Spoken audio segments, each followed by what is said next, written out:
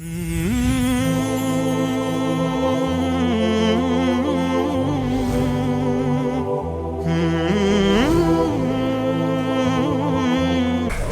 व नुसल्ली अला रसूलिहिल करीम अम्मा बाद फ़ाऊज़ु बिल्लाहि मिनश शैतानिर रजीम बिस्मिल्लाहिर रहमानिर रहीम इन्नल्लाहा युहिब्बुल्लज़ीना युक़ातिलूना फ़ी सबीलिही सफ़्फ़न कअन्नहुम बुनियानुम मरसूस व इज़ क़ाला मूसा लिक़ौमिही या क़ौमि लिम तु'ज़ूननी व क़द तअलमूना अन्नी रसूलुल्लाहि इलैकुम फलम्मा ज़ागू अज़ाग़ल्लाहु क़ुलूबहुम वल्लाहु ला यहदिल क़ौमल फ़ासिक़ीन। सदक़ल्लाहुल अज़ीम। रब्बि इश्रह ली सदरी व यस्सिर ली अमरी वहलुल उक़दतम मिन लिसानी यफ़क़हू क़ौली। अल्लाहुम्मा अल्हिमना रुश्दना व अइज़ना मिन शुरूरि अनफुसिना। अल्लाहुम्मा अरिनल हक़्क़ हक़्क़न वरज़ुक़ना इत्तिबाअहु व अरिनल बातिला बातिलन वरज़ुक़ना इज्तिनाबह। अल्लाहुम्मा सब्बितना अलल इस्लाम व नव्विर क़ुलूबना बिनूरिल ईमान। सदक़ल्लाहुल अज़ीम। आमीन या रब्बल आलमीन। सूरह सफ़ की आयत नंबर 4 और 5 इस वक्त मैंने आपके सामने तिलावत की हैं। इससे पहले जो हमारी नशिस्त हुई थी उसमें एक ख़ास मौजू बीच में आ गया था फ़लस्तीन का, उस वजह से तात्तुल पैदा हो गया। नहीं तो उससे पहले हमने सूरह सफ़ शुरू कर ली थी और उसकी पहली 3 आयात पर हमारी गुफ्तगू हो गई थी। लुब्बे लुबाब और ख़ुलासा उसका ये था कि अल्लाह तबारक व तआला ने मोहम्मद रसूलुल्लाह सल्लल्लाहु अलैहि वसल्लम को दीन इस्लाम देकर भेजा है और कुरान मजीद, ताकि वो रसूल सल्लल्लाहु अलैहि वसल्लम उस दीन हक़ को गालिब कर दें। तस्बीह हर शय कर रही है ज़मीन व आसमान में। इंसान की तस्बीह ये है, तस्बीह का माना हमने ये जाना था कि अल्लाह को उसके मकाम बुलंद पर बरकरार रखना, गिरने ना देना, उसे तैराना उस मकाम पर कि जिस पर वो है। तो अगर जिस जहान में आप रहते हैं, जिस मुल्क में आप रहते हैं, जिस सरज़मीन में आप रहते हैं, वहाँ अल्लाह को हुक्मरान तस्लीम नहीं किया जाता तो गोया उसको उसके मकाम से गिरा दिया गया है। तो इंसान की तस्बीह ये होगी कि अल्लाह को उसको उसकी हुक्मरानी की सतह पर बरकरार रखे। आज सुबह मेरे ज़हन में एक लफ्ज़ आ रहा था, हमारे यहाँ जब कोई अपनी मर्ज़ी चलाए तो हम उसे कहते हैं इसने अपराजी बनाई हुई है। यह अपराजी क्या है? राज करेगी खल्क़े खुदा, तो राज करना, और अपराजी का मतलब अपना राज बनाया हुआ है, अपनी मर्जी चला रहा है, किसी दूसरे की नहीं सुन रहा, अपनी ही मर्जी चला रहा है। ये आप राज है। और दूसरा राज कौन सा जो मारूफ है कि खल्क़े खुदा राज करेगी। तो तीसरा राज जो कुरान मजीद बता रहा वो ये है कि अल्लाह राज करे, खालिक राज करे, खल्क़े खुदा राज ना करे। तो ये जो आपराजी है ये समझ लीजिए शख्सी हुक्मरानी है। जैसे फ़िरौन था, नमरूद था, वो अपनी चलाते थे, उनको किसी की नहीं सुनते थे। उसकी जगह पे जो नया दुनिया में निज़ाम आया वो क्या है? अब राज करेगी खल्क़े खुदा, खुदा नहीं राज करेगा, खल्क़े खुदा राज करेगी। तो जिसका मतलब है कि ये अब हुक्मरानी अवाम की होगी। वो government of the people, by the people, for the people, ये होगा। अब राज करेगी खल्क़े खुदा। कुरान का मुतालबा क्या है? राज किसका होना चाहिए? अल्लाह का होना चाहिए। तो अगर आपने अल्लाह का राज माना है तो उसको उसके मकाम में बुलंद पर बरकरार रखा है, वगरना ये कि खल्क़े खुदा राज करे या ये कि कोई आप राज करे, उसने खुदा को तो उसके मकाम से गिरा दिया है। दूसरी आयत का मफ़हूम ये हमारे सामने आया कि अगर आपने अल्लाह को माना है इलाह और माना है रब, और उसके बाद उसको बड़ा करने, उसे उसके मुकाबले में किसी और की उलूहियत कबूल कर ली है या उसकी हुक्मरानी कबूल कर ली है, तो दर हकीकत लिमा तक़ूलून मा ला तफ़अलून के मुजरिम हो। कह रहे हो इला अल्लाह है, और यहाँ कह रहे हो कि ये फ़िरौन जो है वो कह रहा है अना रब्बुकुमुल आला, उसकी रुबूबियत को तुम मान रहे हो। और रब होता कौन है? जिसका कानून मानो। اتخذوا اخبارہم و رہبانہم اربابا من دون اللہ. جب اس کی تشریح آپ جا کے آج بھی پڑھ لیجئے سورہ توبہ کی اس آیت کی، تو آپ کو ملے گا کہ انہوں نے اپنے اخبار و رہبان کو رب بنا لیا، یعنی ان کے حلال و حرام پر یقین مان لیتے ہیں، تسلیم کر لیتے ہیں. اسی معنی میں آیا ہے، الہ کا لفظ بھی آیا ہے. افرأیت من اتخذ الہہ ہواہ، اس کو دیکھا جس نے اپنا الہ اپنی خواہش نفس کو بنا لیا، اپنی ہی مرضی پہ چلتا ہے. تو جس کی اطاعت کی جائے وہ الہ ہے، جس کا قانون مانا جائے وہ الہ ہے. تو جس کی اطاعت کی جائے اور جس کا قانون مانا جائے وہی رب ہے. تو رب تم نے بنایا اللہ کو، الہ بنایا اللہ کو، لا الہ الا اللہ. لیکن تم یہاں پہ قانون غیروں کے اوپر چل رہے ہو، تو لما تقولون ما لا تفعلون کبر مقتا عند اللہ ان تقولوا ما لا تفعلون. اب آ گیا یہ آیت جو اس وقت میں نے آپ کے سامنے تلاوت کی. تو ایک تو بیزاری کے مقابلے میں محبت کے لفظ کو رکھ لیجئے. ان سے اللہ بیزار ہو گیا. محبت اللہ کس سے کرتا ہے؟ محبت ان سے کرتا ہے کہ جو اللہ کی راہ میں جنگ کرتے ہیں صفیں باندھ کر، جیسے سیسا پلائی دیوار ہوں. جنگ کرنے کا مقصد کیا ہوتا ہے؟ قاتلوہم حتی لا تکون فتنۃ ویکون الدین کلہ للہ. ان سے جنگ کرو یہاں تک کہ فتنہ بالکل ختم ہو جائے، دین سارے کا سارا اللہ کا ہو جائے. تو جنگ وہ اللہ کے دین کے غلبے کے لیے کرتے ہیں. لتکون کلمۃ اللہ ہی العلیٰ، تاکہ اللہ کا کلمہ سب سے اوپر ہو جائے، اس کی حکمرانی تسلیم کر لی جائے. اب آپ کو بیزاری والی بات بھی سمجھ میں آ گئی ہوگی. محبت ان سے کرتا ہے جو اللہ کو الہ کے طور پر، رب کے طور پر منوانے کے لیے جان ہتھیلی پہ لے کے، سر پہ کفن باندھ کے میدان میں نکل آتے ہیں تاکہ اللہ کا کلمہ سربلند ہو. ان سے محبت کرتا ہے. تو بیزار کن سے ہے؟ کہ جو یہ نہیں اس سے بیزار ہے. تو پہلے تو اس سیاق و سباق میں اس آیت کو رکھ لیں. اب میں چاہتا ہوں کہ کچھ اور آیتوں کی روشنی میں اس آیت کی وضاحت کروں. سب سے پہلے یہ محبت والے تصور کو سمجھیے. اللہ تبارک و تعالیٰ اطاعت کا تقاضا کرتا ہے، اللہ تعالیٰ اپنی بندگی کی تقاضا کرتا ہے. دیکھیں یہی اطاعت کا تقاضا بادشاہ بھی کرتے ہیں. فرعون بھی تو یہی اطاعت کا تقاضا کر رہا ہے اپنے رعایا سے.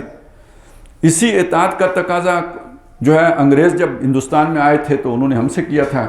ہاں جی، آپ کی کیا خواہش ہے کہ آپ پر حکومت جو ہے وہ پین سے کی جائے یا تلوار سے کی جائے؟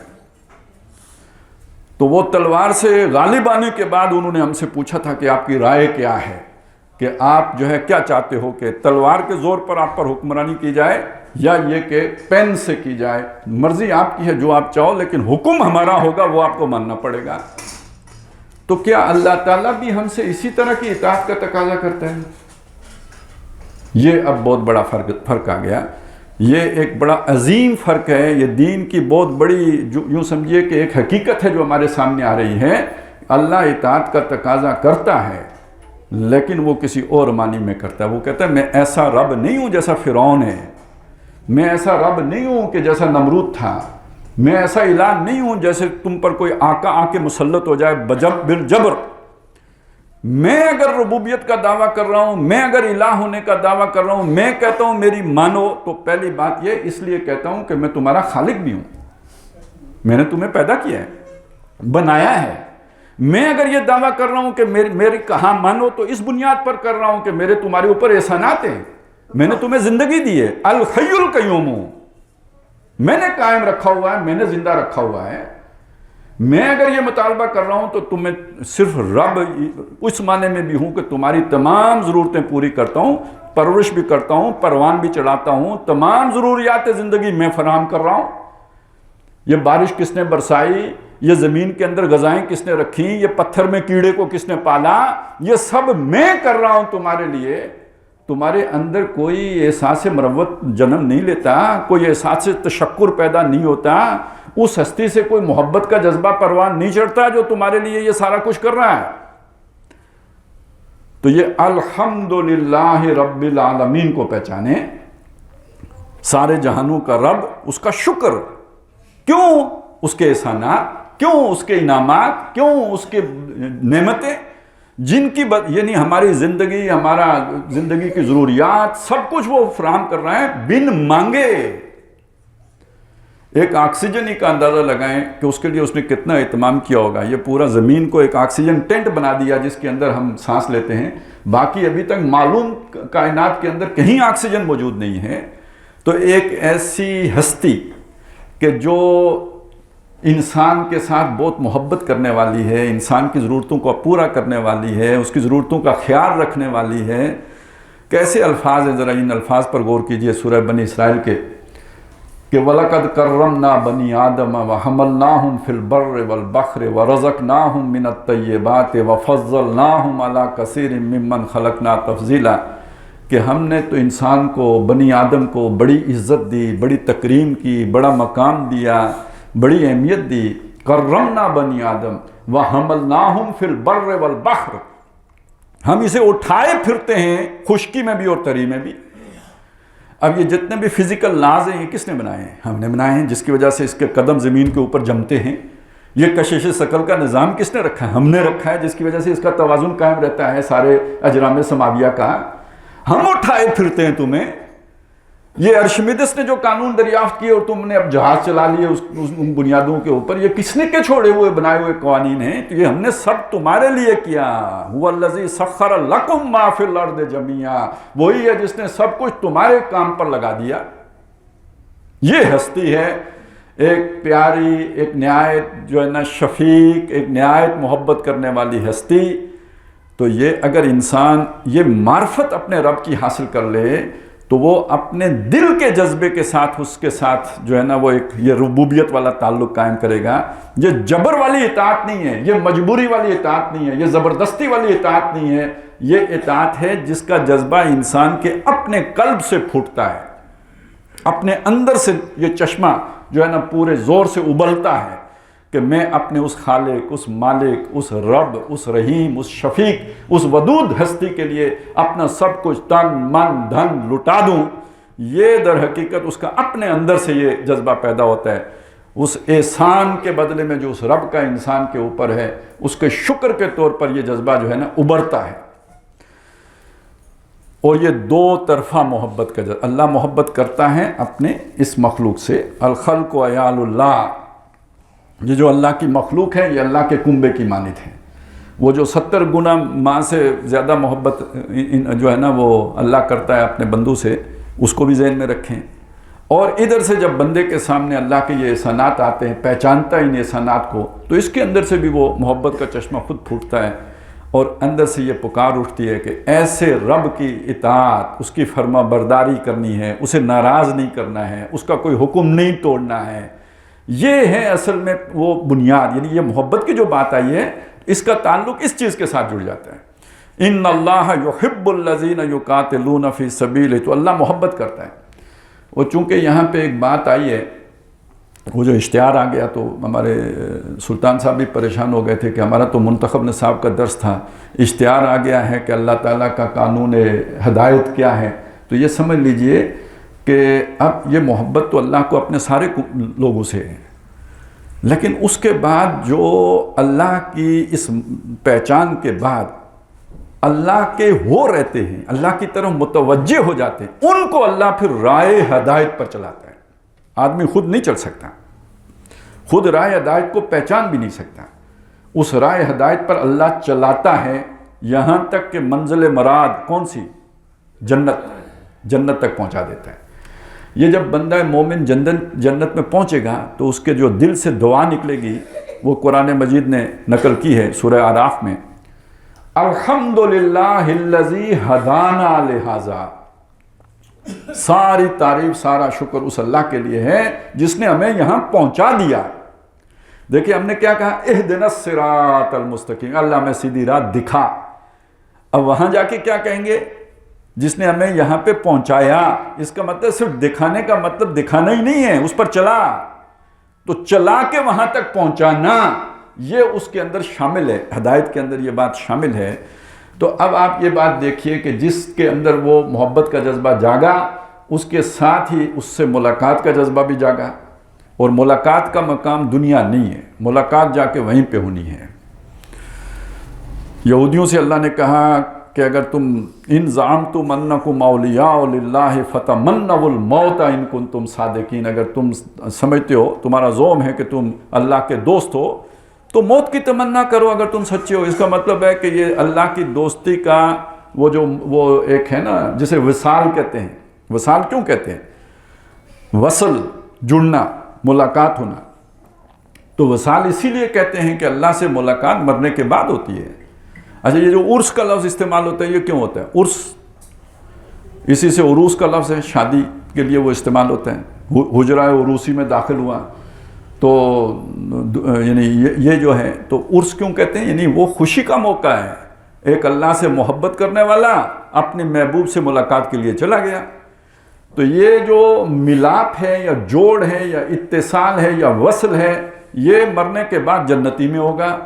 لہٰذا وہ تو اس کی جو ہے نا پوری صورت تو وہیں ظاہر ہوگی، فتمنوا الموت ان کنتم صادقین۔ تو یہ جو انسان کو اس ہدایت پر چلنے کے لیے جو قوت محرکہ ہے، قرآن یہ کہتا ہے وہ محبت کا جذبہ ہے۔ اچھا، یہ جب محبت، اللہ کی محبت بندے کے لیے، تو اللہ اسے ہدایت کا رستہ دکھا دیتا ہے، یہ دکھائی نہیں دیتا، اس پر چلاتا بھی ہے۔ اور جب تک بندہ شوق سے اس پر چلتا رہتا ہے، اللہ اس کے لیے اس ہدایت کے رستے کو آسان کرتا رہتا ہے۔ اور جب بندہ اس رستے سے پاؤں کھینچتا ہے اپنی کسی دنیا کی محبت کی خاطر، اب دیکھیے بات کہاں سے شروع ہوئی؟ اللہ کی محبت سے۔ اس محبت کے مقابلے میں کون سی محبتیں آئیں گی؟ مطلب ہمیں نیچرلی کس سے اور محبتیں کون سی ہوتی ہیں؟ کاروبار کی محبت ہے، مال کی محبت ہے، اولاد کی محبت ہے، یہ دنیا کی جو محبتیں ہیں۔ اب اگر انسان کا رخ ان میں سے کسی محبت کی طرف ہو گیا تو اللہ کو تو پتہ لگ گیا، باقی کسی کو نہیں پتہ لگے گا۔ اللہ کو پتہ لگ جائے گا۔ جو ہی اللہ کو پتہ لگا، اللہ نے انگلی چھوڑ دی، وہ جو پکڑ کے چلا رہا تھا نا، انگلی چھوڑ دی۔ یہ ہے کل بات۔ اب میں اس بات کو کھولنا چاہتا ہوں آپ کے سامنے۔ تو پہلی بات یہ سمجھیے کہ یہ تعلق ہے دو طرفہ، محبت اللہ کو بندے سے اور بندہ محبت کرتا ہے اللہ سے۔ اور یہ جو دو طرفہ محبت ہے، اس کے لیے جو دوسرا لفظ قرآن مجید میں استعمال ہوا ہے وہ ہے ولایت۔ اللہ ولی الذین آمنوا یخرجہم من الظلمات الی النور۔ اللہ ولی ہے ان لوگوں کا جو ایمان لائے، انہیں اندھیاروں سے نکال کر روشنی میں لاتا ہے۔ ابھی وہ میں نے دیکھا نا، صرف دکھانا ہی نہیں، چلاتا بھی ہے۔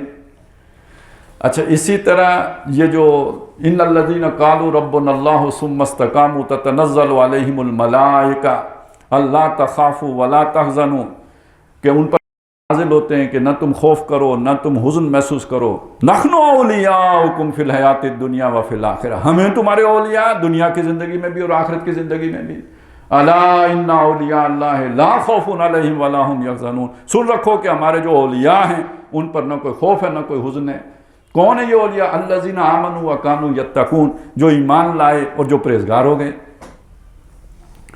تو اب ایک بات تو یہ سمجھ آئی کہ یہ جو محبت کا دو طرفہ معاملہ ہے، اس کے لیے دوسرا لفظ کیا ہے؟ دوستی، ولایت۔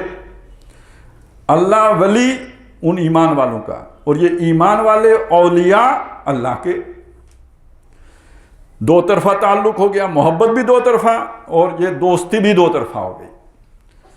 اب میں آپ کے یعنی اس وضاحت کے بعد میں آتا ہوں آپ کی طرف یہ چیز لے کے کہ قرآن مجید میں اور کتنے حوالوں سے یہ محبت کا لفظ آیا ہے، اللہ کس سے محبت کرتا ہے۔ ایک آیت سورہ آل عمران کی، قُلْ إِن كُنتُمْ تُحِبُّونَ اللَّهَ فَاتَّبِعُونِي يُحْبِبْكُمُ اللَّهُ۔ حضور صلی اللہ علیہ وسلم سے کہا گیا ہے، نبی آپ کہہ دیجئے، سب لوگوں سے کہہ دیجئے، ان کنتم تحبون اللہ، اگر تم اللہ سے محبت کرتے ہو، کرنی چاہیے، تو اگر کرتے ہو فَاتَّبِعُونِي، پس میری اتباع کرو، اور اگر تم میری اتباع کرو گے یحببکم اللہ، اللہ تم سے محبت کرے گا۔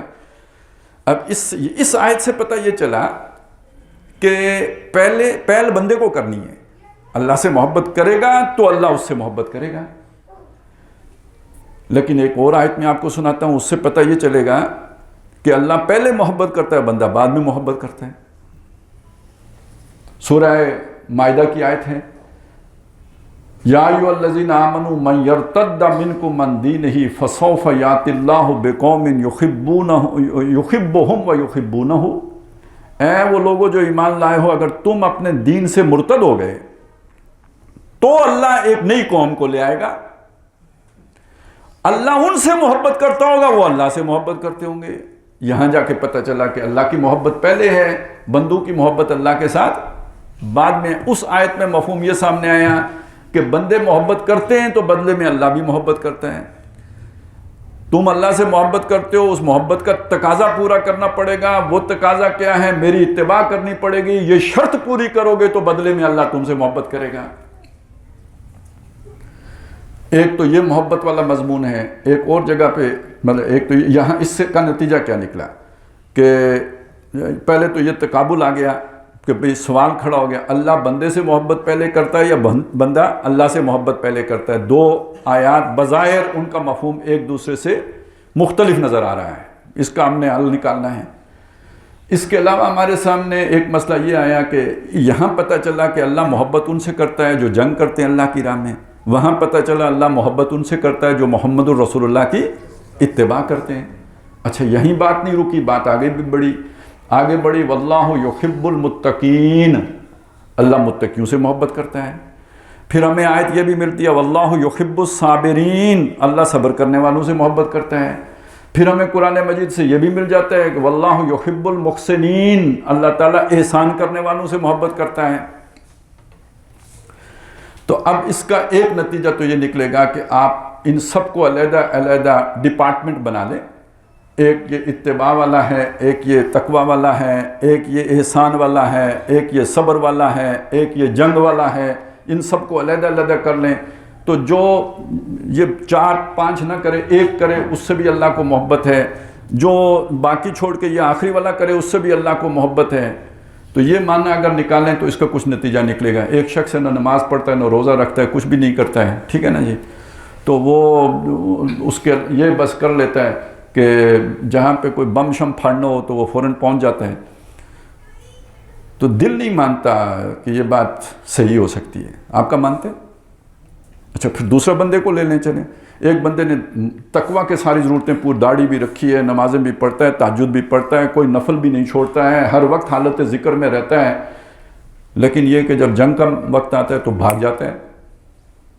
آپ کا دل مانتا ہے کہ اس سے اللہ محبت کرے گا؟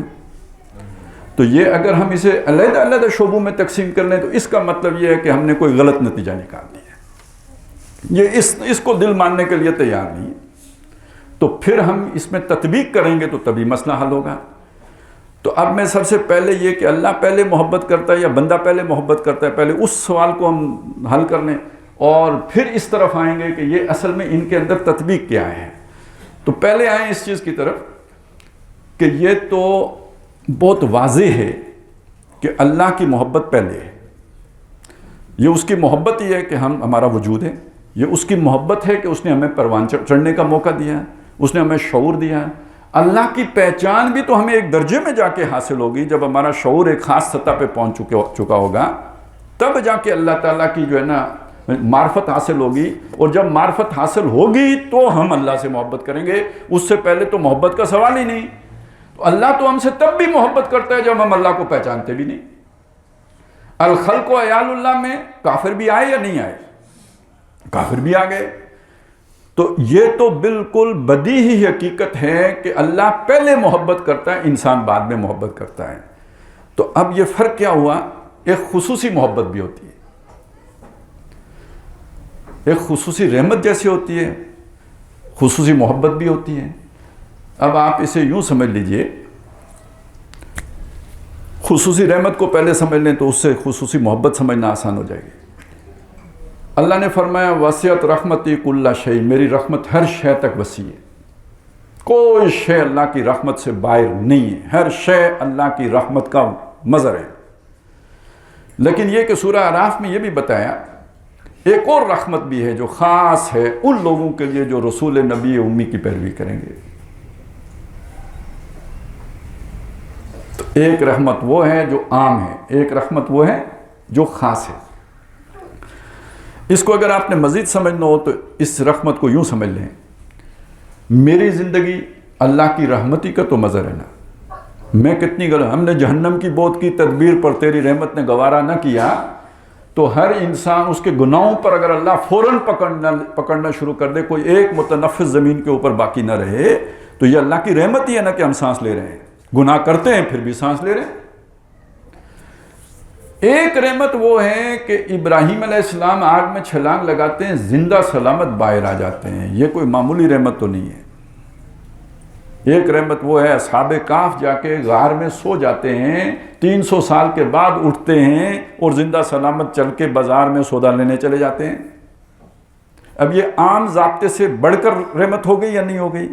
بس اس کو سمجھ لیجئے، محبت اللہ سب سے کرتا ہے، ایک محبت کا پھر کوئی خصوصی درجہ ہوتا ہے جہاں اللہ تعالیٰ اس کو مقام میں ولایت پر سرفراز کر دیتا ہے، دوستی کا مقام عطا کر دیتا ہے، دو طرفہ تعلق قائم ہو جاتا ہے، بندہ اللہ سے محبت کر رہا ہوتا ہے، اللہ بندے سے محبت کر رہا ہوتا ہے۔ یہ تو شے ہی اور ہے، یہ تو مقامی اور ہے، یہ اس کی تو حیثیت ہی اور ہے۔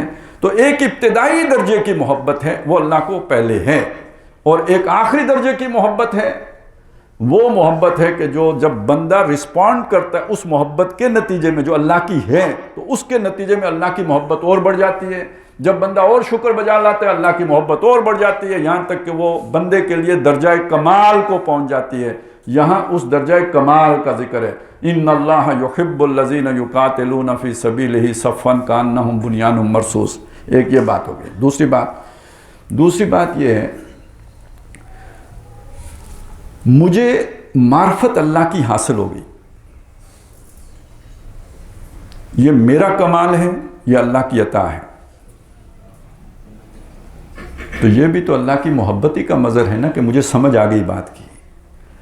اگر اللہ نظر محبت نہ کرتا، نظر کرم نہ کرتا، تو مجھے بات کی سمجھ ہی نہ آتی، توبہ کی توفیق ہی نہ ہوتی۔ تو یہ چیز بھی ہمیں سمجھا رہی ہے کہ پہلی محبت کس کی ہے؟ اللہ کی ہے۔ ہاں، اس کے نتیجے میں جو ضروری تقاضے جب میں نے پورے کر لیے تو اللہ نے اور مہربانی کی، نئے پرت کھول دیے، نئی ہدایت مجھ پر واقع کر دی، جب اس کے تقاضے پورے کر دیے تو اور کھول دی، جب اس کے امتحان میں سرخرو ہوا تو اگلا درجہ کے لیے کھول دی۔ اللہ کا محبت میں ہمیشہ اپر ہینڈ ہی رہے گا، لیکن یہ کہ میری قربانی کے تناسب سے اس میں اضافہ ہوتا رہے گا۔ وہ آخری درجے پہ پہنچے گی میری قربانی جب انتہا پر پہنچے گی۔ اب اگر یہ جو بات میں نے کہی ہے اس کو ابراہیم علیہ السلام کی زندگی کے اوپر لاگو کر کے دیکھیے۔ اللہ کو پہچانا سب سے پہلے، فلما جن علیہ اللیل، جب ان پر وہ رات طاری ہوئی اور دیکھا انہوں نے اس کو ستارے کو، قال ھذا ربی، انہوں نے کہا یہ رب ہو سکتا ہے۔ فلما افلا، جب وہ غروب ہو گیا، قال لا احب الآفلین، ابراہیم نے کہا میں غروب ہونے والوں سے محبت نہیں کر سکتا، میرا تو کوئی پرفیکٹ بینگ ہونا چاہیے جو غروب نہ ہو، موجود رہے۔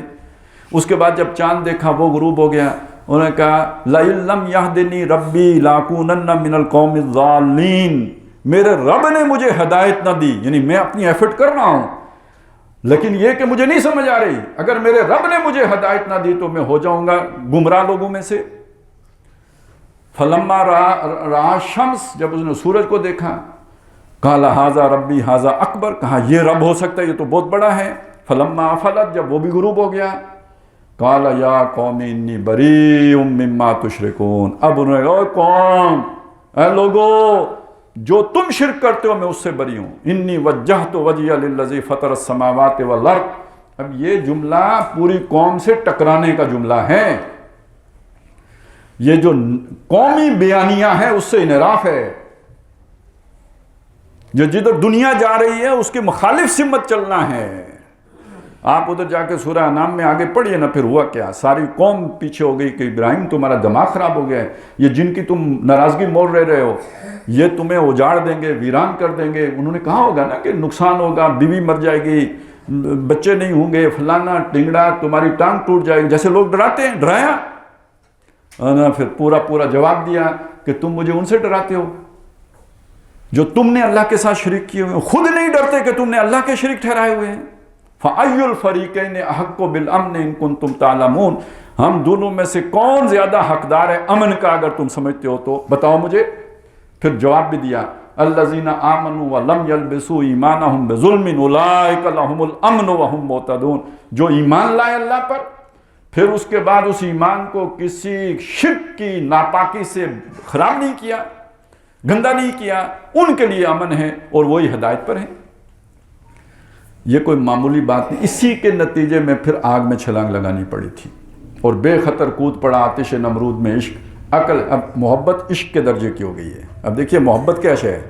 محبت کسی کی چاہت کا نام ہے، اور عشق کا کیا مطلب ہے؟ وہ چاہت جب آپ پر دیوانگی طاری کرتے، آپ اپنا نفع نقصان بھول جائیں، جو آپ کی محبتیں ہیں وہ ساری محبتیں اس کے اوپر لٹانے کے لیے تیار ہو جائیں، یہاں کے جان بھی قربان کرنے کے لیے تیار ہو جائیں، تو اسے دیوانگی کہیں گے، دنیا کے اعتبار سے، عقل کے اعتبار سے پاگل پن کہیں گے۔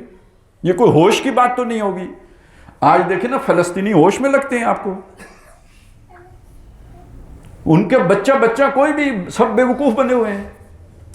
انؤمن کما آمن السفہاء، ہم سیانے ہیں، وہ تو بے وقوف ہیں۔ اس بے وقوفی کا دوسرا نام عشق ہے، سرشاری ہے، دیوانگی ہے، جنون ہے، پاگل پن ہے۔ جس پر یہ پاگل پن طاری ہو گیا، اللہ کی نظر میں ہدایت پر ہے۔ تو بچا بچا کے نہ رکھ اسے، تیرا آئینہ ہے وہ آئینہ کہ شکستہ ہو تو عزیز تر ہے نگاہ آئینہ ساز میں۔ اور محبت کا امتحان کیا ہوتا ہے؟ دوستی امتحان لیتی ہے، دوستوں کی جان لیتی ہے۔ تو ابراہیم نے جب وہ جان والی بازی بھی کھیل، آگ میں چھلانگ لگا دی، اب وہ محبت الہی جوش میں آئی، انہوں نے کہا نہیں، یہ میرا بندہ نہیں مر سکتا، زندہ نکالا۔ یہ زندہ نکالنا رحمت خصوصی بھی ہے، محبت خصوصی بھی ہے، یہ عام محبت کی بات تو نہیں ہے نا، یہ تو خاص محبت ہو گئی ہے۔ بات یہاں ختم نہیں ہوئی۔ دیکھیے بعض اوقات اپنی جان کی قربانی دینا آسان ہوتا ہے، اولاد کی جان دینا مشکل ہوتا ہے۔ پتہ نہیں وہ کہانی سچی ہے یا جھوٹی ہے، یہ جو بابر اور ہمایوں کی کہانی ہے، آپ کو تو پتہ ہی نہیں ہوگا، آج کل کون ہے فضول کہانیاں پڑھتا ہے، تاریخ بھی فضول ہی لگتی ہے، اب ٹک ٹاک کا دور ہے، تاریخ بیکار چیز۔ تو وہ کہا یہ جاتا تھا یا جاتا ہے، اب تو کوئی تھا میری زبان سے اس لیے لکھ رہا کہ اب کوئی پڑھتا ہی نہیں، تو وہ پہلے کی باتیں ہم نے جس زمانے میں پڑھتے تھے، کچھ بھی نہیں ہے، ٹی وی شیوی نہیں ہوتے تھے، تو یہی کہانیاں پڑھ لیتے تھے۔ تو اس میں یہ چیز تھی کہ یہ ہمایوں ایک ہی بیٹا تھا بابر کا، بابر پہلا مغل حکمران، ایک ہی بیٹا ہے ہمایوں، اور اس کو کوئی ایسی بیماری لگی وہ مرنے لگا۔ تو جو بھی حکمات تھے انہوں نے بڑی کوشش کی، وہ بچنے کی کوئی امید نہیں رہی، تو اس کا کہتے ہیں کہ اس نے وہ ہمایوں کی چارپائی کے گرد جو ہے نا چکر لگانے شروع کیے اور اللہ سے دعا کی کہ اللہ میری جان لے لے اور اس کو میری زندگی دے دے۔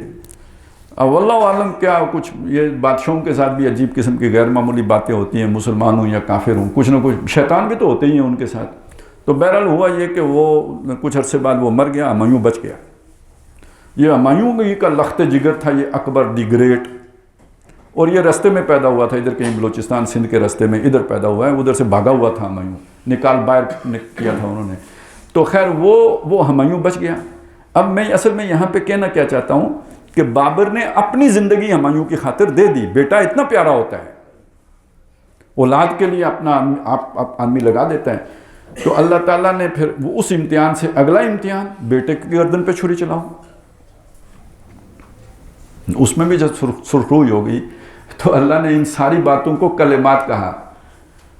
وَإِذِ ابْتَلَىٰ إِبْرَاهِيمَ رَبُّهُ بِكَلِمَاتٍ، یاد کرو جب ابراہیم کو اس کے رب نے کچھ کلمات سے آزمایا، فَأَتَمَّهُنَّ، اس نے وہ کلمات پورے کر دیے، یعنی وہ چیلنج جو آئے تھے، اب یہاں کلمات کو وہ امتحان کے معنی میں لیں، ان امتحانات میں وہ ابراہیم جب پورا اترا، قَالَ إِنِّي جَاعِلُكَ لِلنَّاسِ إِمَامًا، اللہ نے کہا ابراہیم میں تجھے لوگوں کا امام بناؤں گا۔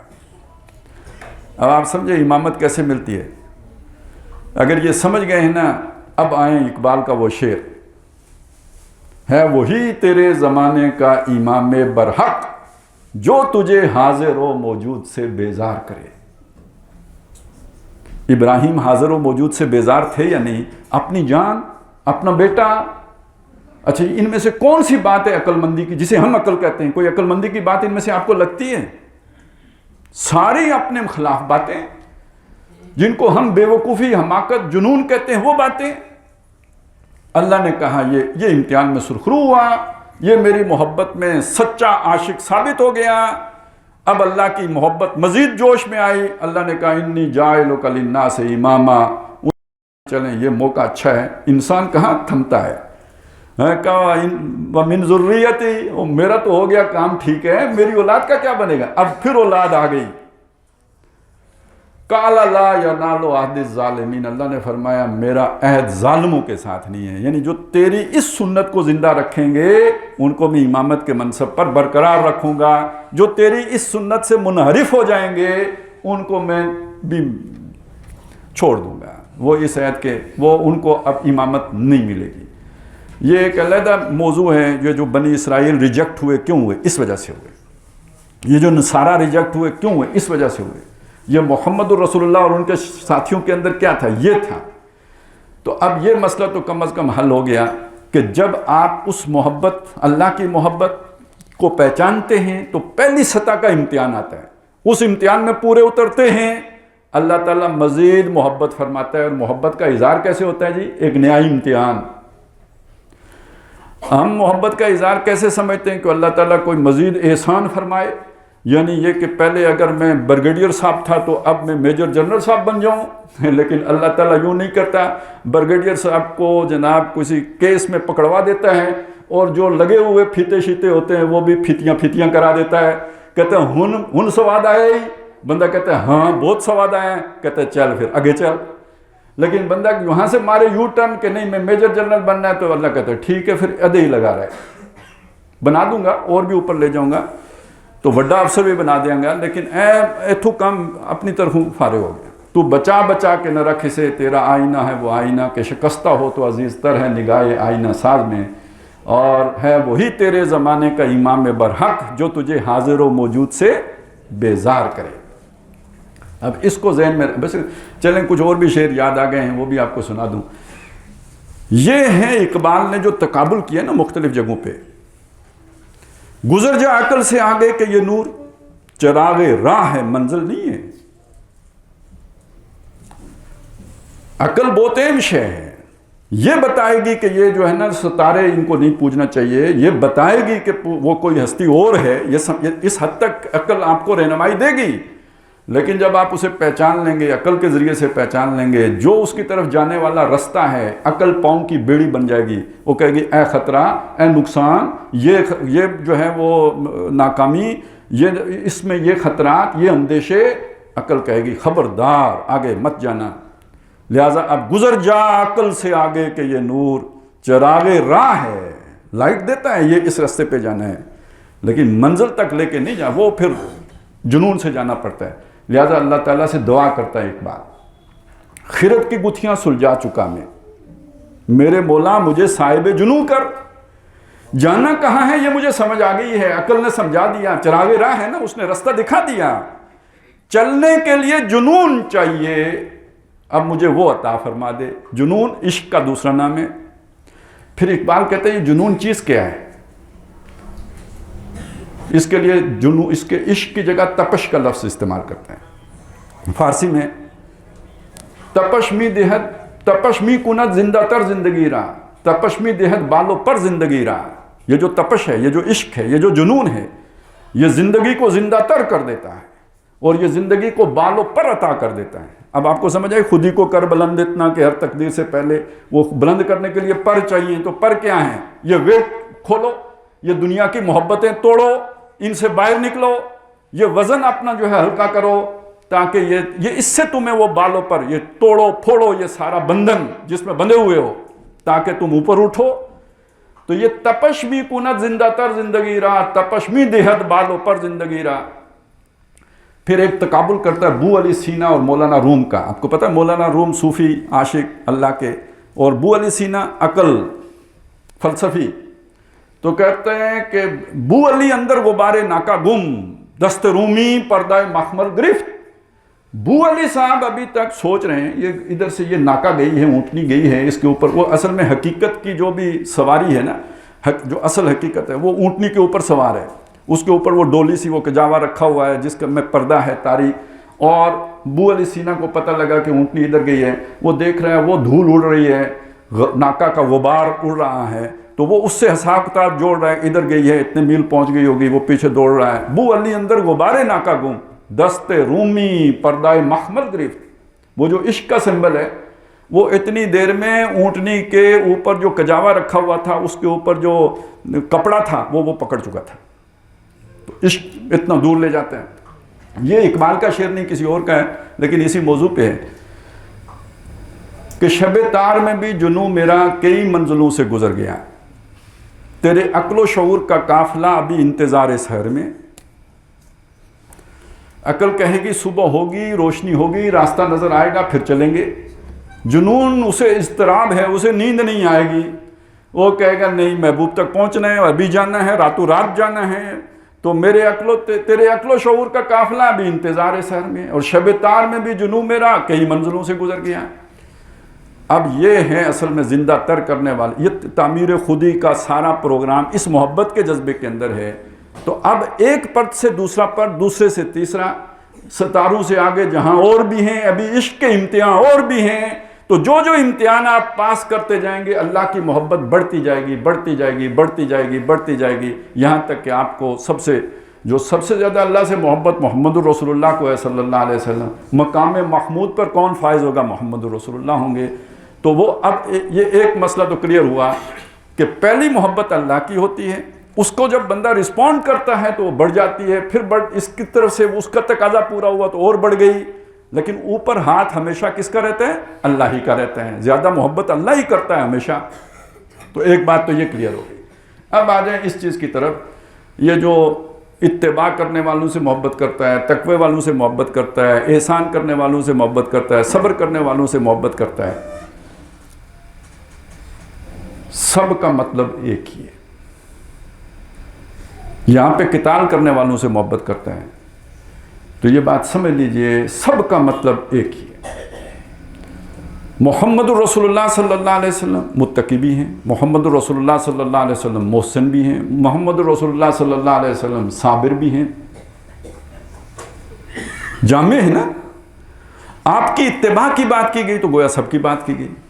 अब मैं इत्तिबा की तरफ बाद में आऊँगा, पहले ज़रा आ जाए ये जो जिसे कहा गया तकवा, ये क्या चीज़ है? तकवा क्या चीज़ है?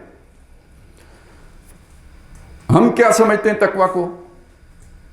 ज़ाहिरी जो भी हमारी शक्ल सूरत है, वज़ाकता है, तराश खराश है, जो कुछ लिबास है, हम तकवा को उसके ज़ाहिर से नापते तोलते हैं। भाई इसकी दाढ़ी का साइज़ ठीक है, लंबी चौड़ी पूरी है, अगर मुट्ठी में पूरी नहीं आती तो ये मुत्तकी आदमी नहीं, इसके पीछे नमाज नहीं होती, चल हट। इसके टखने जो है ना वो शलवार पड़ी हुई है, नहीं ये भी हट, ये मुत्तकी नहीं हो सकता। हज़रत अबू बकर सिद्दीक रज़ी अल्लाह ताला अन्हु तकवा किसे कह रहे हैं? आप करें अत-तकवा हाँ होना, तकवा यहाँ होता है, ये किसी दिल की कैफियत का नाम होता है तकवा।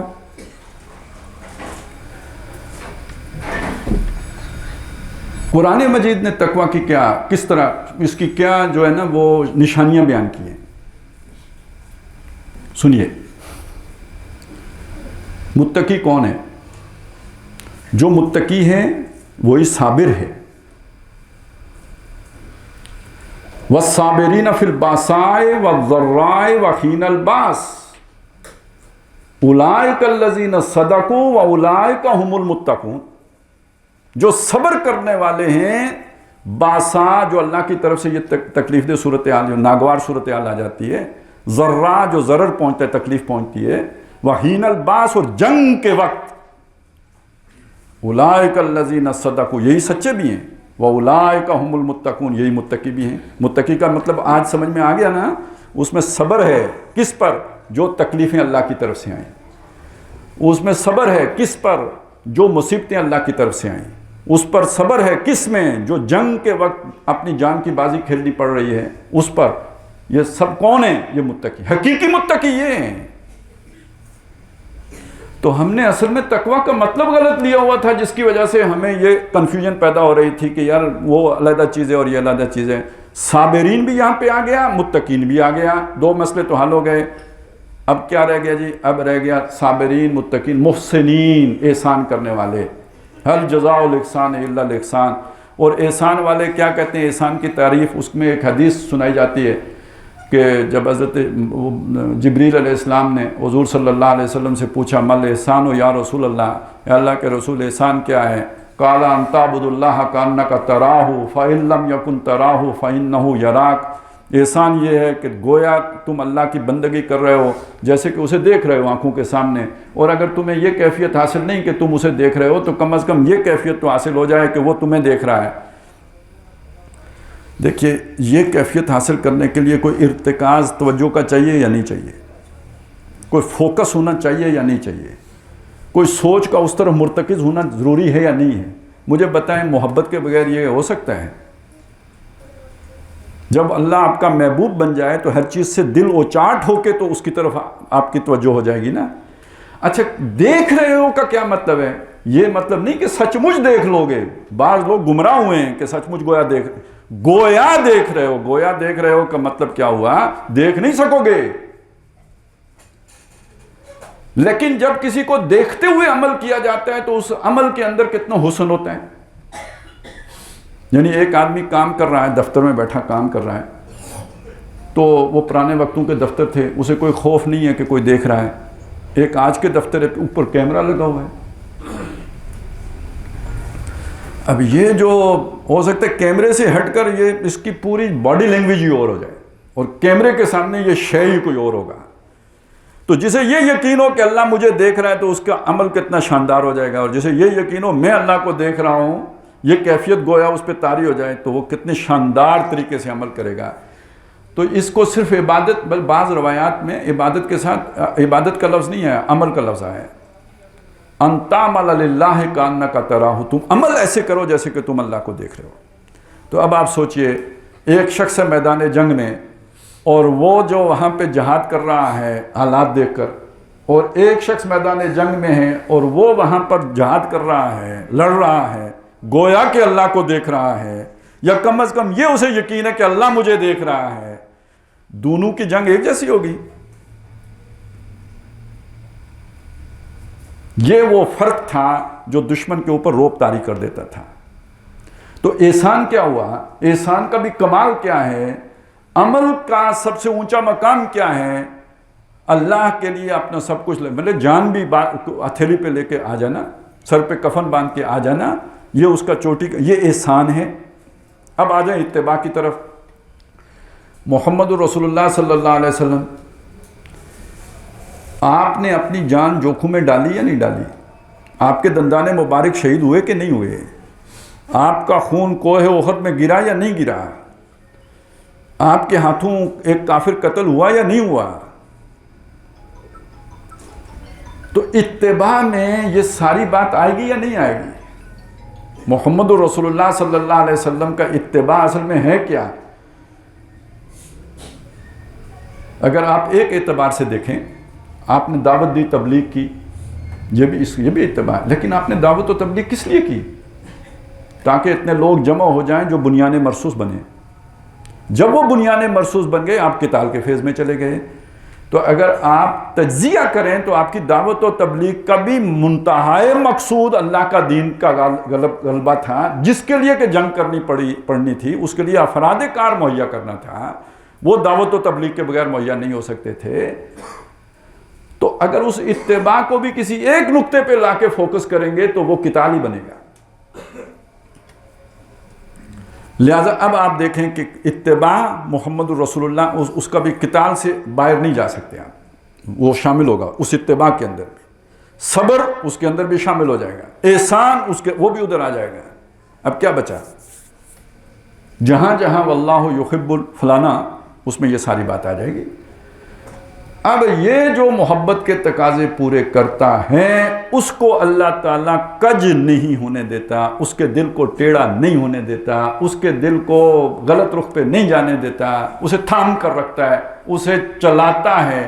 یہاں تک کہ وہ جنت پہنچ کے کہتا ہے الحمدللہ الذی ہدانا لہذا وما کننا، یہ بہت مشکل کام تھا، یہ ہم نہیں کر سکتے تھے، لنہتدی لولا ان ہدانا اللہ، اگر اللہ ہی نے نہ توفیق دی ہوتی تو یہ ہمارے بس میں نہیں تھا، اتنی بڑی بڑی قربانیاں دینا کہاں ممکن تھا، نہیں دے سکتے تھے۔ اب آپ اسے عقلی سطح پہ دیکھ لیجئے، کسی کی محبت میں کامل ہونے کی علامت کیا ہوگی کہ باقی ہر کسی کو آپ اس پر قربان کرنے کے لیے آمادہ ہوں، تو تبھی ثابت ہوگا نا کہ آپ اس کی محبت میں کامل ہیں۔ تو یہی اللہ تعالیٰ دیکھتا ہے۔ اب اس کے مقابلے یہ بہت اہم، اصلی مسئلہ کیا ہوتا ہے؟ اصلی مسئلہ یہ ہوتا ہے کہ ہمیں فطری جبلی محبتیں کچھ ہیں، اولاد سے محبت ہے اللہ نے رکھی ہے، مال سے محبت ہے اللہ نے رکھی ہے، یہ ساری محبتیں ہمارے اندر موجود ہیں۔ سورہ آل عمران میں بتایا انسان کو کیا کیا پسند آتا ہے۔ زُيِّنَ لِلنَّاسِ حُبُّ الشَّهَوَاتِ مِنَ النِّسَاءِ وَالْبَنِينَ وَالْقَنَاطِيرِ الْمُقَنطَرَةِ مِنَ الذَّهَبِ وَالْفِضَّةِ وَالْخَيْلِ الْمُسَوَّمَةِ وَالْأَنْعَامِ وَالْحَرْثِ، یہ چیزیں انسان کو محبوب ہیں۔ اسے عورتوں کی شہوت کی محبت ہے، بیٹوں کی محبت ہے، سونے چاندی کے ڈھیر جمع کرنے کی اس کو محبت ہے، اسی طرح جو ہے نا کھیتی باڑی کی محبت ہے، مال مویشی کی محبت ہے، کاروبار کی محبت، یہ انسان کو کھبا دی گئی ہیں، اس کے اندر یہ چیزیں پیوست کر دی گئی ہیں۔ تو اب امتحان کیا ہے؟ ان سب سے بالا تر محبت اللہ کی ہو جائے۔ سورہ توبہ کی آیت نمبر 24، اس میں اللہ نے 8 ایسی محبتیں گنوائی ہیں جو اللہ کے مقابل آتی ہیں۔ فرمایا قُلْ إِنْ كَانَ آبَاؤُكُمْ وَأَبْنَاؤُكُمْ وَإِخْوَانُكُمْ وَعَشِيرَتُكُمْ وَأَمْوَالٌ اقْتَرَفْتُمُوهَا وَتِجَارَةٌ تَخْشَوْنَ كَسَادَهَا وَمَسَاكِنُ تَرْضَوْنَهَا، اے نبی ان سے کہہ دیجئے اگر تمہیں تمہارے آبا وَأَبْنَاؤُكُمْ تمہارے بیٹے، وَأَزْوَاجُكُمْ اور تمہاری بیویاں یا بیویوں کے لیے ان کے شوہر، وَإِخْوَانُكُمْ تمہارے بھائی بند، وَعَشِيرَتُكُمْ تمہارے رشتہ دار، وَأَمْوَالٌ اقْتَرَفْتُمُوهَا وہ مال جو تم نے محنت سے کمائے ہیں، وَتِجَارَةٌ تَخْشَوْنَ كَسَادَهَا وہ کاروبار کے جس کے تھوڑ لگ جانے کا تمہیں ڈر لگا رہتا ہے، وَمَسَاكِنُ اور وہ مسکن جہاں تم جا کے ٹھہرتے ہو، گھر، تَرْضَوْنَهَا جو تمہیں بہت راس آتے ہیں یا جو تم نے ڈیکوریٹ کیے ہیں، احب الیکم تمہیں محبوب تر ہیں، من اللہ اللہ سے، ورسولہ اللہ کے رسول سے، وجہاد فی سبیلہ اللہ کی راہ میں جہاد کرنے سے۔ اب یہ وجہاد، یہ 3 آ گئی نا محبتیں، اللہ کی محبت 3 حصوں میں بٹ گئی، اس میں چوتھی بھی شامل کر لیجئے، اہل ایمان کی محبت۔ قرآن مجید نے اس کا ذکر کیا، اللہ یہ ہمارا جو ولی ہے اللہ کے رسول ہیں اور اہل ایمان ہیں۔ یہ در حقیقت اللہ ہی کی محبت کے جو ہے نا مختلف مظاہر ہیں۔ محبت اللہ سے، اللہ نے رسول کو بھیجا ہے تو اللہ کے بھیجے ہوئے رسول سے محبت۔ یہ جو بندہ ہے یہ اللہ کی خاطر قربانی دے رہا ہے تو جو یہ قربانی دے رہا ہے اس سے محبت، اور یہ قربانی کا عمل بذات خود محبوب جسے جہاد کہتے ہیں۔ تو یہ چاروں محبتیں در حقیقت اللہ ہی کی محبت کے شعبے ہیں، کہہ لیجئے مختلف حصے ہیں، یا اسی کی جو ہے نا وہ آگے پھل ہیں۔ بنیادی محبت اللہ ہی کی ہے، اللہ سے محبت نہ ہو تو یہ چاروں محبتوں کی جڑ کٹ جائے گی، جڑ وہی ہے، باقی آگے اس کے یہ 4 حصے نکل آئے۔ اور وہ جو 8 ہیں وہ دنیا کی محبت ہے، وہ جو 8 محبتیں وہ دنیا کی محبت، اور یہ جو 3 اور یہاں 3 کا ذکر ہوا، ایک اور میں نے علیحدہ سے لا کے آپ کو دے دی، ایمان والوں کی محبت، یہ چوتھی محبت، یہ کہیں کہ یہ اللہ کی محبت کے ساتھ جڑے ہوئے ہیں۔ سورہ کاف کی جو شروع میں ایک آیت ہے، اِنَّا جَعَلْنَا مَا عَلَى الْأَرْضِ زِینَةً لَهَا، زمین کے اوپر جو کچھ ہے اس کو ہم نے زینت دی ہے۔ اس کو زُيِّنَ لِلنَّاسِ حُبُّ الشَّهَوَاتِ مِنَ النِّسَاءِ وَالْبَنِينَ کے ساتھ جوڑیں تو وہ زینت کیا ہے؟ یہی محبتیں دنیا کی زینت ہے۔ اور اگلی بات کیا کہی؟ وَإِنَّا لَجَاعِلُونَ مَا عَلَيْهَا صَعِيدًا جُرُزًا، یہ سارا جس کے لیے آپ اپنا وقت صرف کر دیتے ہو یہ ویسے بھی چٹیل میدان ہو جانا ہے، ختم، یہ ایک دن ختم ہو۔ اس لیے کہا دھوکے کا سامان ہے، وَمَا الْحَيَاةُ الدُّنْيَا إِلَّا مَتَاعُ الْغُرُورِ، آپ نے اپنا سارا کچھ اس کے پیچھے لگا دیا تو یہ دھوکے کا سامان ہے۔ اور وہاں پہ یہ بات بھی کہی کہ ہم نے یہ رونق کیوں دی، لِيَبْلُوَكُمْ أَيُّكُمْ أَحْسَنُ عَمَلًا، تاکہ ہم دیکھیں تم میں سے اس سب کے باوجود یہ محبتیں پیٹھ کے پیچھے ڈال کر اللہ کی طرف بڑھنے والے کون ہیں۔ وہ کیا ہے جی، رخ روشن کے آگے شمع رکھ کر یہ کہتے ہیں ادھر آتے ہیں دیکھیے یا ادھر آتا ہے دیکھیے یا ادھر پروانہ جاتا ہے۔ اللہ تعالیٰ نے اس دنیا کو یہ رونق بخشی، یہ زینت بخشی، یہ محبتیں پیدا کی۔ امتحان یہ ہے کہ اس محبت میں لوگ دنیا کی طرف چلے جاتے ہیں یا اللہ کو پہچان کے ان محبتوں کی قربانیاں دے کے اللہ کی طرف آتے ہیں۔ اصل امتحان یہ، اور جب وہ اس کو پیٹھ پر رکھ کر ادھر مڑ جاتے ہیں، اب اللہ ان کی انگلی تھام لیتا ہے، اب انہیں ہدایت دیتا ہے، اب انہیں لے کے چلتا ہے، اور جس کی آخری منزل وہ جان قربان کر دیتے ہیں اللہ کی راہ میں۔ اب وہ حدیث ذہن میں لائیں، من ماتا، جو مرا، وَلَمْ يَغْزُو، اس نے کبھی اللہ کی راہ میں جنگ نہیں کی تھی، وَلَمْ تُحَدِّثْ بِهِ نَفْسُ، نہ ہی اس کے نفس نے اسے کبھی ڈالا تھا اس کے ذہن میں کہ یہ کام کرنا چاہیے، یعنی کبھی اس کے اندر خواہش بھی نہیں پیدا ہوئی اللہ کی خاطر جان دینے کی، ماتا علی شعبۃ من النفاق، وہ نفاق کی ایک قسم پر مرا ہے۔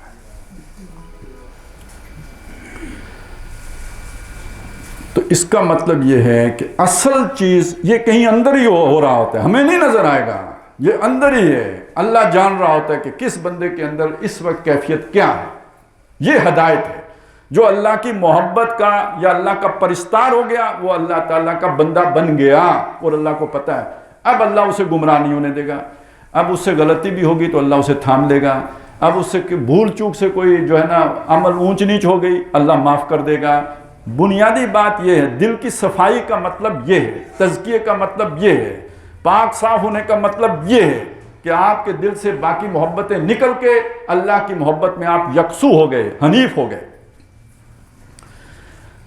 جس بندے کو یہ کیفیت حاصل ہو گئی، اسے اب خطرہ کیا ہے؟ اسے سب سے بڑا خطرہ یہ ہے کہ کہیں میں اس کیفیت سے محروم نہ ہو جاؤں، یہ دنیا کی محبتیں مجھے اپنی طرف کھینچ نہ لیں واپس۔ لہذا وہ اللہ سے جو دعا کرے گا وہ کیا ہوگی؟ ربنا لا تزغ قلوبنا بعد اذ ہدیتنا وہب لنا من لدنک رحمہ انک انت الوہاب۔ اے ہمارے رب، ہمارے دلوں کو کج نہ کر دیجیے بعد اس کے کہ تو نے ہمیں ہدایت دے دی ہے، کیونکہ محبت ہے، کیا پتہ دل ادھر سے کب ادھر ہو جائے۔ مسئلہ یہ بھی ہے کہ تیری محبت جگر وہ تو سراپا محبتی محبت ہیں، مگر ان کی محبت صاف پہچانی نہیں جاتی، یہ مصیبت۔ وہ محبت بھی بڑے عجیب انداز میں کرتے ہیں، الٹا مشکلوں میں ڈال دیتے ہیں۔ یہ دنیا کی محبت تو بڑی لذیذ محبت ہے، یہ لذت والی محبت ہے، لہذا کسی بھی وقت دل اس کی طرف میلان پیدا ہو سکتا ہے، دل میں اس طرف ڈھہ سکتا ہے۔ تو لا تزغ قلوبنا بعد اذ ہدیتنا وہب لنا من لدنک رحمہ۔ سورہ آل عمران میں جس جگہ پہ یہ بات آئی ہے، ان لوگوں کو اولو الالباب کہا گیا ہے، اولو الابصار ہیں، اولو الالباب ہیں۔ اور سورہ بقرہ میں وما یذکر الا اولو الالباب جو کہے، وہ کون ہے؟ جو اپنا مال اسباب اللہ کی راہ میں قربان کرتے ہیں۔ وہ 2 رکوع پورے انفاق کے آئے ہیں، اس کے بعد ان لوگوں کو کہا یہ حکیم ہیں، یہ وائز مین ہے۔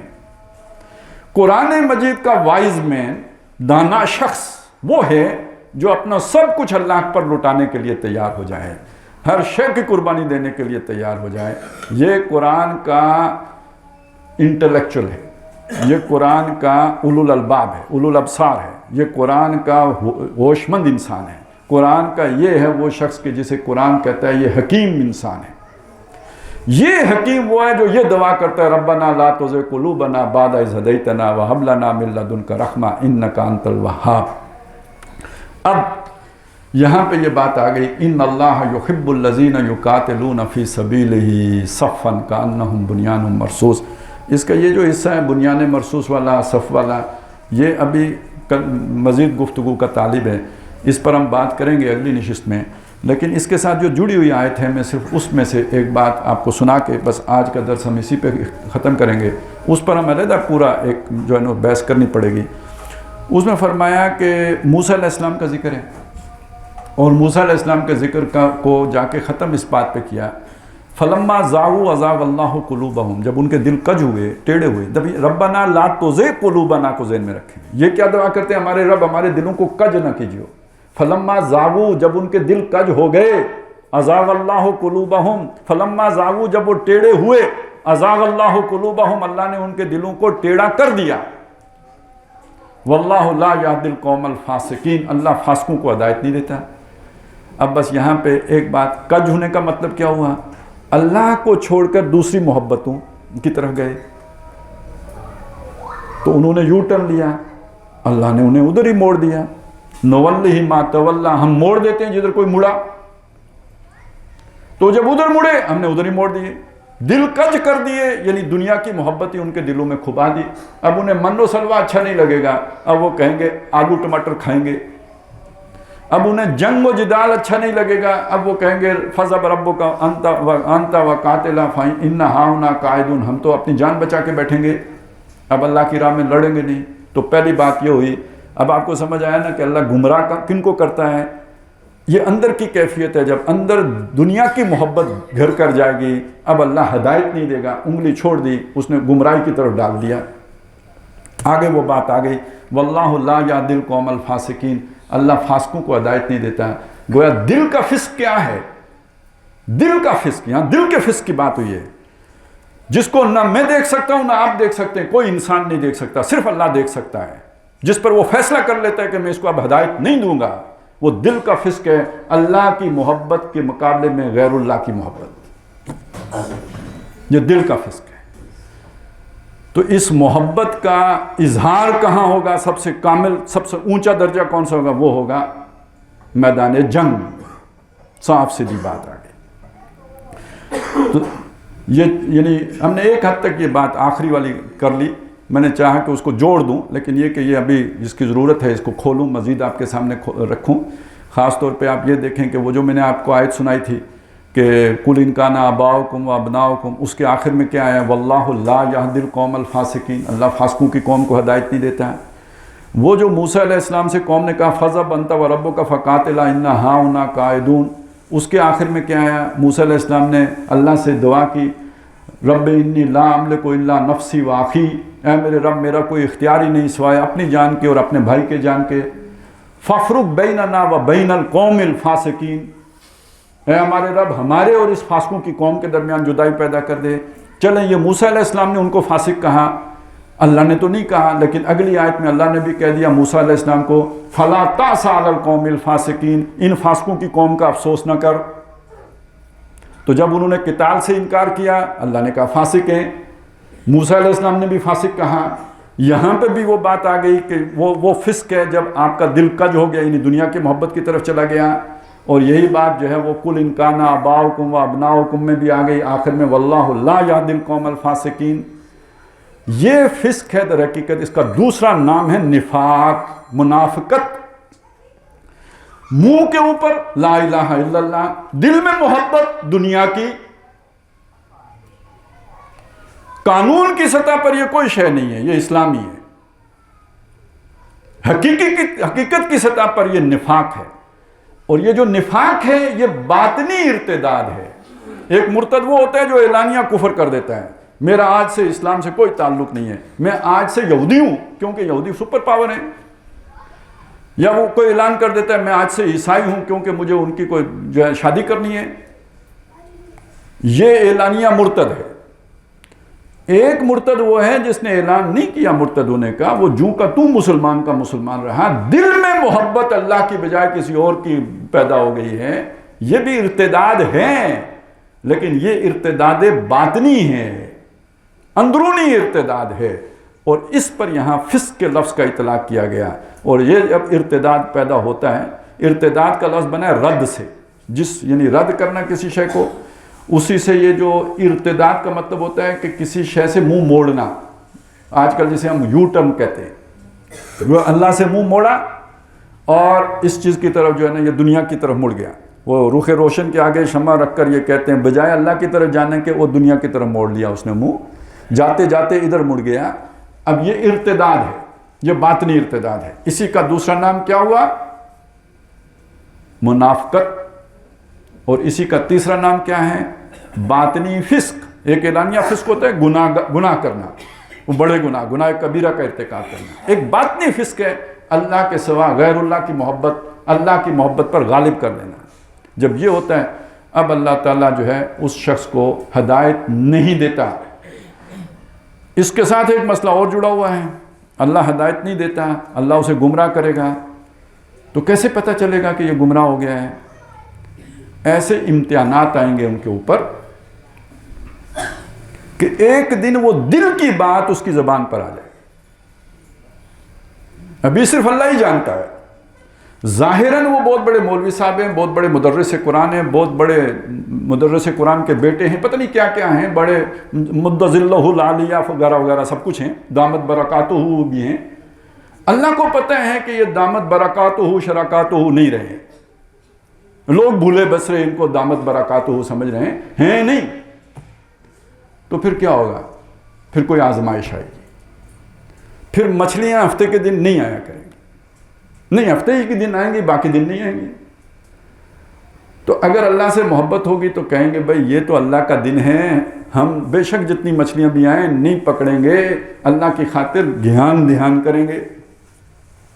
لیکن اگر محبت نہیں ہے تو کہیں گے اچھا جی مفتی اعظم کو ڈھونڈیں، ہفتے کے دن مچھلیاں پکڑنے کا کوئی اسلامی طریقہ ہمیں بتا دیں. تو وہ بتا دیں گے، کہیں گے، وہ بھی سوچیں گے کہ یار پکڑنی تو انہوں نے ہیں ہی، تو حرام طریقے کے بجائے اسلامی طریقے سے پکڑ لیں تو کم از کم گناہ کا کچھ درجہ کم ہو جائے گا. یہ سارے ظاہر پرستے ہیں، وہ باطن والی بات دیکھتے ہی نہیں.